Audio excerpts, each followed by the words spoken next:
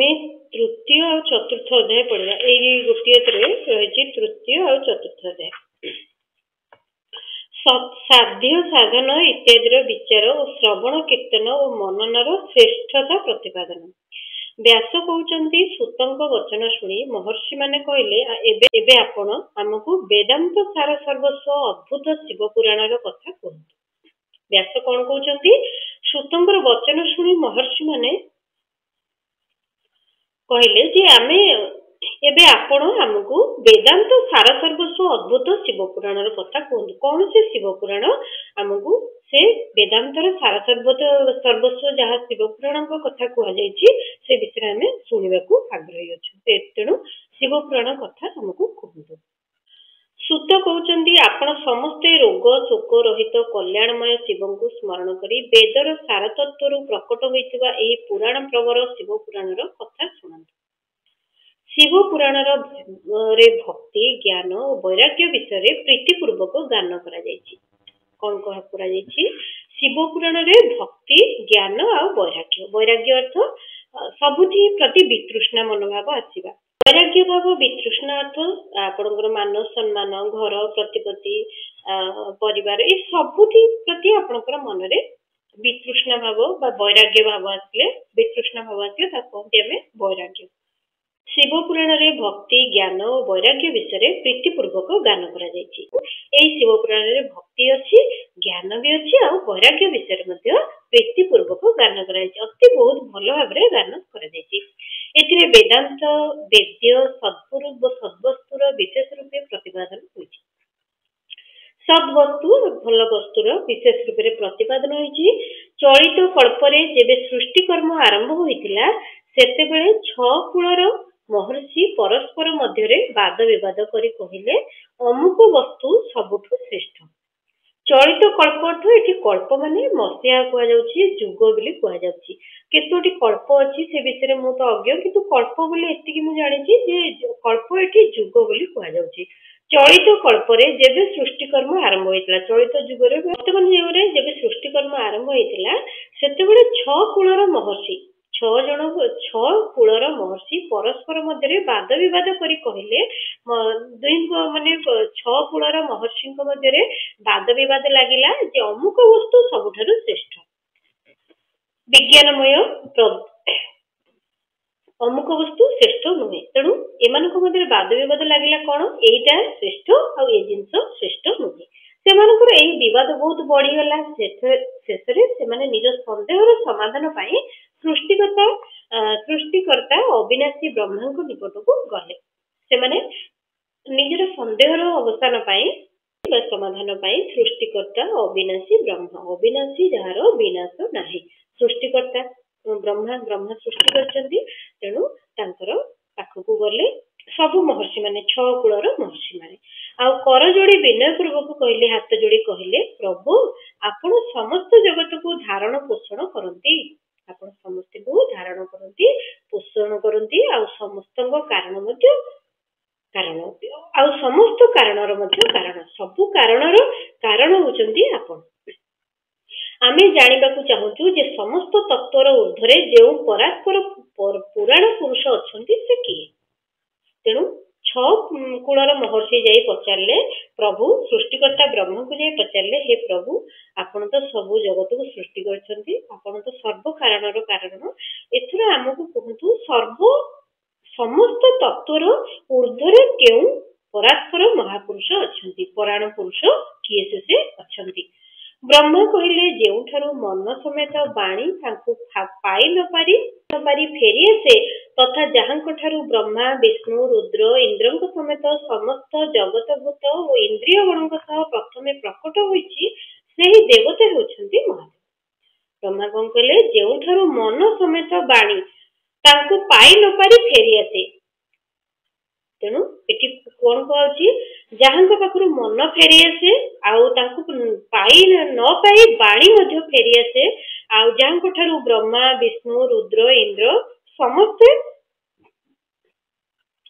समग्र जगत भूत इंद्रिय गण प्रथमे प्रकटित होइछि ब्रह्मा विष्णु रुद्र इंद्र समस्त भूत जगत सहित इंद्रिय गण सर्वप्रथमे जे प्रकट होइछि सेही देवता होउछन्ति महादेव।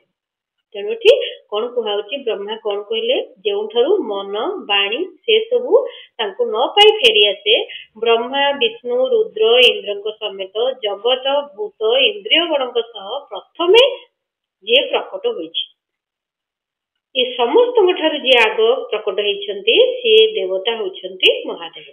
से सर्वज्ञ एवं समस्त जगतर स्वामी से ही सबुठारु उत्कृष्ट।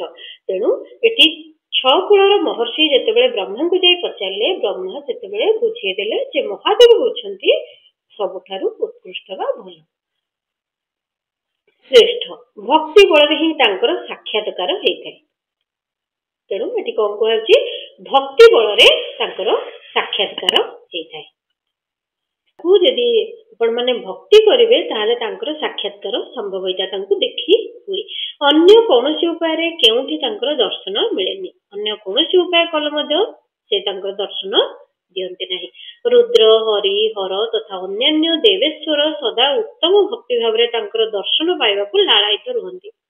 रुद्र हरि हर तथा अन्यान्य देवेश्वर सदा उत्तम भक्ति भाव ए समस्ते सबुबले उत्तम भक्ति भाव रे जाको दर्शन पाई लालायित होउछन्ती से होउछन्ती महादेव। भगवान शिवंक प्रति भक्ति हेले मनुष्य संसार बंधन रु मुक्त हो जाए। जेतेबेले भगवान शिवंक प्रति आपण भक्ति भावना रखिबे सेतेबेले देखिबे आपण समस्त संसार बंधन रु मुक्त हो जाउछन्ती। देवतांको कृपा प्रसाद रे ही तांको प्रति भक्ति हुए एवं भक्ति बल रे ही देवतांको कृपा प्रसाद प्राप्त हुए। तेणु देवतांको कृपा प्रसाद रे ही तांको प्रति भक्ति हुए। देवता माने जेतेबेले तांको कृपा प्रसाद दियंती तांको प्रति भक्ति हुए। देवतांको कृपा पाइले तांको आपण भक्ति करि परिबे आउ तास भक्ति बल रे देवतांको कृपा प्रसाद प्राप्त हुए। आउ देवतांको कृपा प्रसाद केमति प्राप्त हुए तांको भक्ति कले जेपरि मंजीरु गछ एवं गछरु मंजी हुए ताहा ठीक सेही परि। एणु तुमे सबु ब्रह्मर्षि शिवंको कृपा प्रसाद लाभ करबाकू पृथ्वी पृष्ठ को जाई सेठारु गोटे सर्व सहस्र वर्ष व्यापी विशाल यज्ञर आयोजन कर। ब्रह्मा एटी कहउचंती तुमे सबु महर्षि गण शिवंकर कृपा प्रसाद पाइया पई जदि चाहुच ताहले पृथ्वी पृष्ठ को जाई गोटे सहस्र वर्ष व्यापी विशाल यज्ञर आयोजन कर जेमति से यज्ञ सहस्र वर्ष व्यापी चलिबो। यज्ञर स्वामी भगवान शिवंको कृपारु वेदोक्त विद्यार सारभूत साध्य साधनार ज्ञान होइଥାଏ। यज्ञर स्वामी भगवान शिव से यज्ञर स्वामी होचंती भगवान शिव आउ शिवंको कृपारु वेदोक्त विद्यार वेदरु बाहरी थिबा विद्यार सारभूत साध्य साधनार ज्ञान होइଥାଏ। शिवंको कृपारु तुमे वेदर सार जे आमर शिव पुराण ज्ञान तुमको हेइଥାଏ।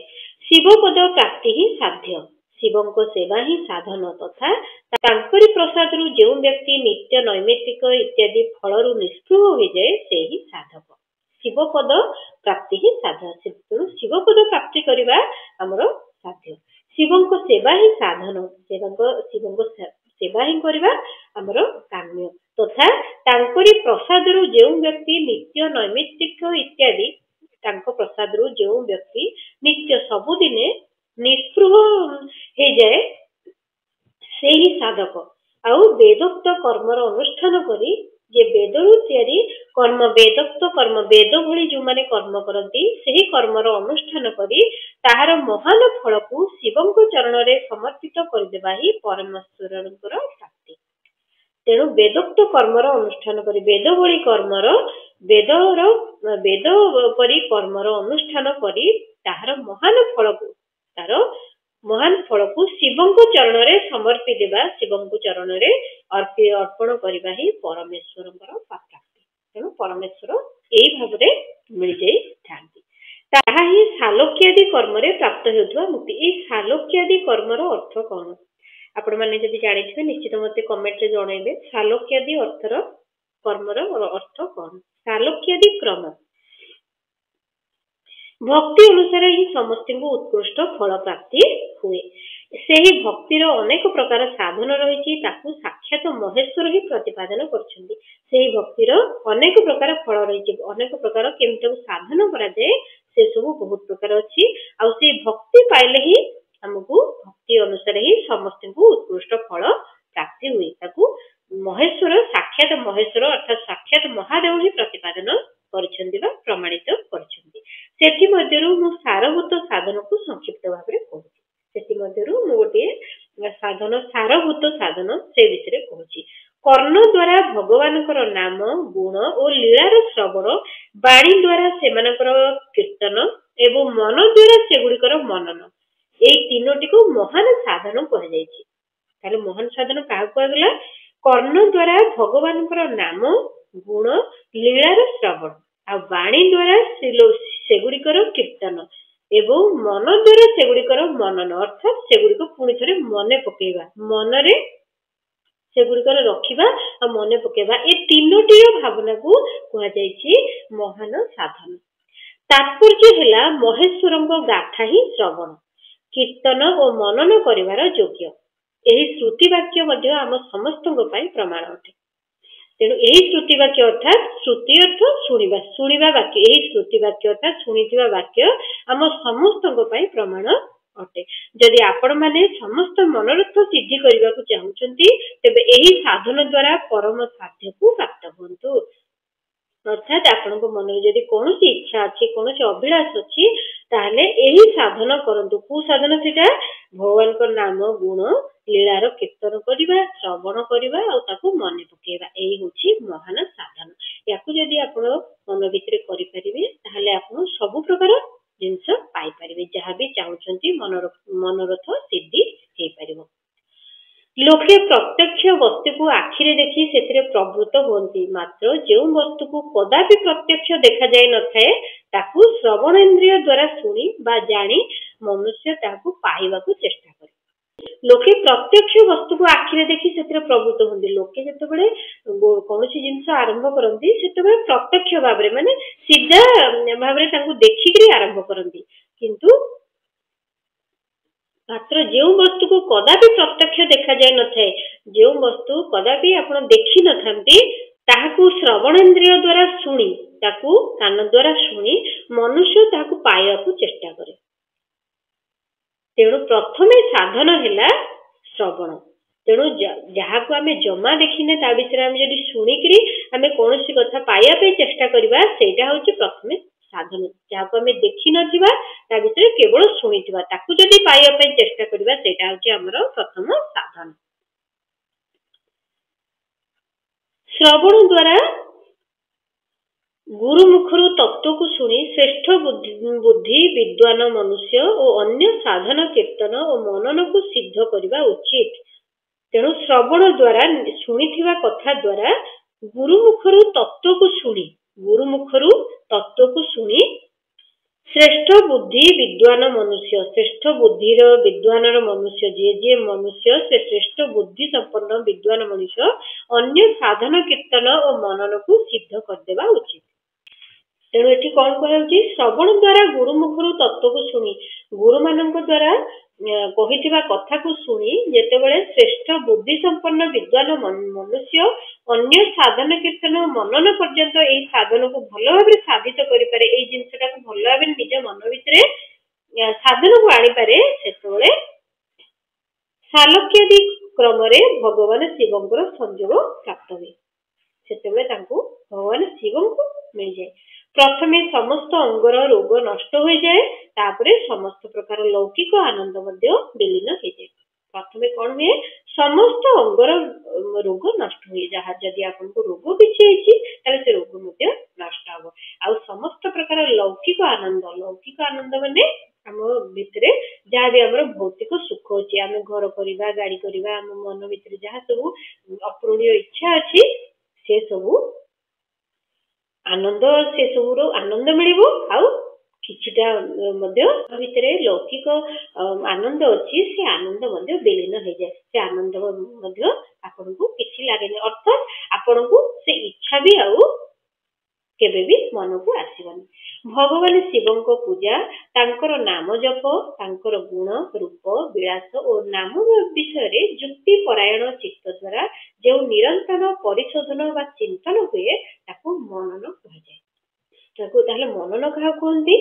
ଭଗବାନ ଶିବଙ୍କ ପୂଜା, ତାଙ୍କର ନାମ ଜପ, ତାଙ୍କର ଗୁଣ ରୂପ ବିଳାସ ନାମ ଏସବୁ ବିଷୟରେ ଯୁକ୍ତି ପରାୟଣ ଚିତ୍ତ ଦ୍ୱାରା ଯିଏ ନିରନ୍ତର ପରିଶୋଧନ ବା ଚିନ୍ତନ ହୁଏ, ଏ ଭଗବାନଙ୍କର ନାମ ରସ ରୂପ ଗୁଣ ବିଳାସ ନାମ ଜପ ପୂଜା ଯୁକ୍ତି ପରାୟଣ ଏ ସବୁ ଜିନିଷ ଯାହା ମନ ଭିତରେ ସ୍ମୃତି ପଟଳରେ ଭାସି ଉଠେ, ସବୁବେଳେ ଯେତେବେଳେ ମନ ଭିତରେ ସେ ଚିନ୍ତା କରେ ତାକୁ କୁହାଯାଏ ମନନ।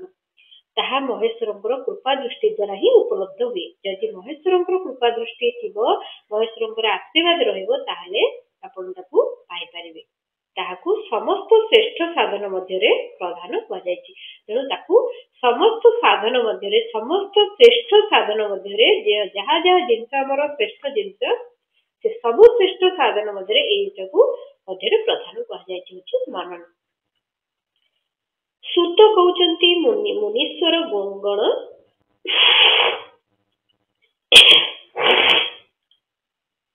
ସୁତ କହୁଛନ୍ତି ମୁନୀଶ୍ୱର ଗଣ ଏହି ସାଧନର ମହାତ୍ମ୍ୟ ବର୍ଣ୍ଣନା ପ୍ରସଙ୍ଗରେ ମୁଁ ଆପଣମାନଙ୍କ ଆଗରେ ଗୋଟିଏ ପ୍ରାଚୀନ ବୃତ୍ତାନ୍ତ କହିବି। ଏହି ସାଧନ ବା ଏହି ମନନ ବିଷୟରେ, ଏହି ସାଧନର କଥା ବିଷୟରେ, ଏହି ସାଧନର ମହାତ୍ମ୍ୟ ବିଷୟରେ ମୁଁ ଆପଣମାନଙ୍କୁ ଗୋଟିଏ ପ୍ରାଚୀନ କଥା ବା ପୁରାତନ କଥା ଗୋଟିଏ କହିବି, ତାକୁ ଧ୍ୟାନ ଦେଇକି ଶୁଣନ୍ତୁ। ପୂର୍ବ କାଳର କଥା। ପରାଶର ମୁନିଙ୍କର ପୁତ୍ର ମୋର ଗୁରୁ ବ୍ୟାସଦେବ ସରସ୍ୱତୀ ନଦୀର ସୁନ୍ଦର ତଟରେ ତପସ୍ୟା କରୁଥିଲେ। ତାହେଲେ ଏଠି କଣ କୁହାଯାଉଛି? ପରାଶର ମୁନିଙ୍କର ପୁତ୍ର, ମୋର ଗୁରୁ ବ୍ୟାସ କିଏ ଥିଲେ? ପରାଶର ମୁନିଙ୍କର ପୁତ୍ର ଥିଲେ, ଆଉ ସନକ ଋଷିଙ୍କର ଥିଲେ ଗୁରୁ, ଆଉ ସୁତଙ୍କର ଥିଲେ ଗୁରୁ। ସେ ସରସ୍ୱତୀ ନଦୀର ସୁନ୍ଦର ତଟରେ ତପସ୍ୟା କରୁଥିଲେ। କିଏ ତପସ୍ୟା କରୁଥିଲେ? ଗୁରୁ ବ୍ୟାସଦେବ।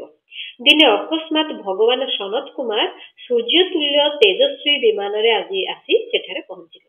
ଦିନେ କଣ ହେଲା? ଅକସ୍ମାତ୍ ହଠାତ୍ ଭଗବାନ ସନତ କୁମାର ସୂର୍ଯ୍ୟତୁଲ୍ୟ ତେଜସ୍ୱୀ, ଭଗବାନ ସନତ କୁମାର ଆସି ପହଞ୍ଚିଲେ ସୂର୍ଯ୍ୟତୁଲ୍ୟ ତେଜସ୍ୱୀ ବିମାନରେ, ସୂର୍ଯ୍ୟଙ୍କ ପରି ତେଜସ୍ୱୀ ବିମାନରେ ଆସି ସେଠାରେ ପହଞ୍ଚିଲେ। ସେ ମୋ ଗୁରୁଙ୍କୁ ସେଠାରେ ଦେଖିଲି। ସେ ଧ୍ୟାନରେ ମଗ୍ନ ଥିଲେ। ଧ୍ୟାନ ଭାଙ୍ଗିବା ପରେ ସେ ବ୍ରହ୍ମପୁତ୍ର ସନତ କୁମାରଙ୍କୁ ନିଜ ସମ୍ମୁଖରେ ଦେଖିବାକୁ ପାଇଲେ।